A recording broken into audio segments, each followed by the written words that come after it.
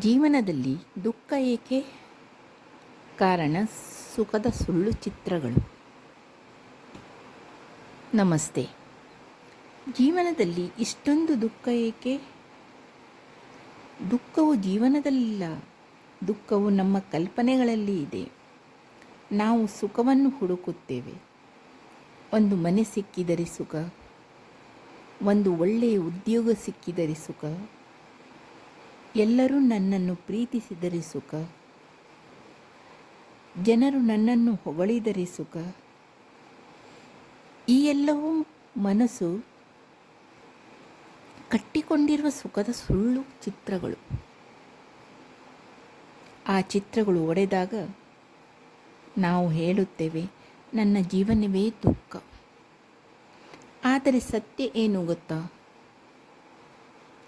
ದುಃಖವು ಘಟನೆಗಳಿಂದ ಹುಟ್ಟುವುದಿಲ್ಲ, ದುಃಖವು ನಮ್ಮ ನಿರೀಕ್ಷೆಗಳು ಒಡೆಯುವುದರಿಂದ ಹುಟ್ಟುತ್ತವೆ.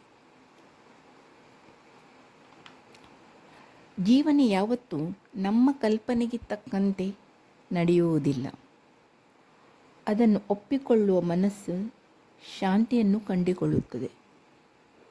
ನಿಜವಾದ ಸುಖವು ಹೊರಗಿನ ವಸ್ತುಗಳಲ್ಲಿ ಇಲ್ಲ, ಅದು ನಮ್ಮ ಜಾಗೃತಿಯಲ್ಲಿದೆ, ನಮ್ಮ ಸ್ವೀಕಾರದಲ್ಲಿದೆ, ನಮ್ಮ ಒಳಗಿನ ಮೌನದಲ್ಲಿ ಇದೆ. ಸುಖದ ಸುಳ್ಳು ಚಿತ್ರಗಳನ್ನು ಬಿಡಿ, ಆಗ ದುಃಖವು ನಿಮ್ಮನ್ನು ಬಿಟ್ಟು ಹೋಗುತ್ತದೆ. ಏಕೆಂದರೆ ದುಃಖ ಜೀವನದಲ್ಲಿ ಇಲ್ಲ, ಅದು ಸುಖದ ಬಗ್ಗೆ ನಾವು ಕಟ್ಟಿಕೊಂಡಿರುವ ಸುಳ್ಳು ಕಲ್ಪನೆಗಳಲ್ಲಿ ಇದೆ. ನಿರೀಕ್ಷೆಗಳು ಕಡಿಮೆಯಾಗಿದಾಗ ಶಾಂತಿ ಹೆಚ್ಚಾಗುತ್ತದೆ. ಅಲ್ಲಿಂದಲೇ ನಿಜವಾದ ಆಧ್ಯಾತ್ಮ ಜೀವನ ಪ್ರಾರಂಭವಾಗುತ್ತದೆ. ಪ್ರಣಾಮ.